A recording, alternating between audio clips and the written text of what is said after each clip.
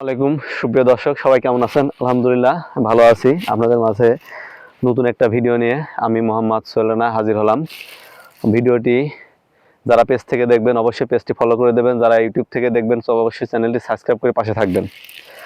আজকের ভিডিওটি না টেনে সম্পূর্ণ দেখার চেষ্টা করবেন, কারণ অনেক গুরুত্বপূর্ণ একটা আলোচনা করতে যাচ্ছি। তাহলে ইন্তেফা কোম্পানি একটা প্রোডাক্ট নিয়ে আসছে, নাম হচ্ছে তাবালা পেন্ডিমেথালিন গ্রুপ।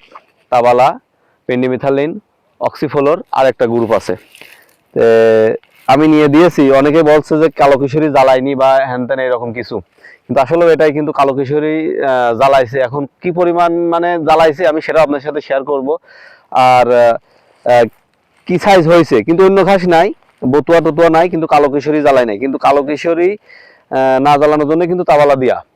কিন্তু সেক্ষেত্রে দেখা যায়, দেখেন কালো কিশোরী কিন্তু দেখা যাচ্ছে। আমি ক্যামেরা দেখাই অবশ্যই।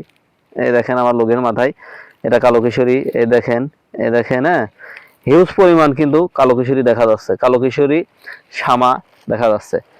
আসলে পেন্ডিমিথালিন দিলেও হচ্ছে কালো কিশোরী, বিশেষ করে হচ্ছে জ্বালাই।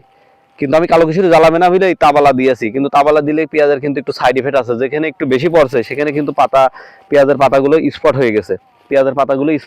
হ্যাঁ, এই দেখেন পেঁয়াজের পাতাগুলো শক্ত এবং স্পট হয়ে গেছে। আসলে এই দেখেন অনেক সমস্যা হয়ে গেছে। আর যদি পেন্ডিমিথালিন দেওয়া থাকতো তাহলে কিন্তু জমির পেঁয়াজের চেহারা আরো ভালো থাকতো। তো সেক্ষেত্রে আমি বলতে চাই তাবালা আমার মনে হয় না দেওয়াটাই বেটার। আসলে যারা আমার কাছে বেটার না দেয়া, কিন্তু অন্যান্য লোকের কাছে কেমন কি আমি সেটা জানি না। আমার হিসাবে তো কালো কিশোরী জ্বালাবি না বিধাই আছে তাবালা দিয়া, কিন্তু তাবালা কিন্তু অলরেডি জার্মিনেশন হয়ে গেছে। তাই হোক, ভিডিওটি আমি লং করবো না, অল্প পারে সেরে দেবো। তো সবার মতামত আমি জানতে চাই ভিডিওতে। যার কার কার কি মতামত অবশ্যই কমেন্টে জানাই দেবেন। ঠিক আছে, তো সবাই ভালো থাকবেন। আসসালামু আলাইকুম।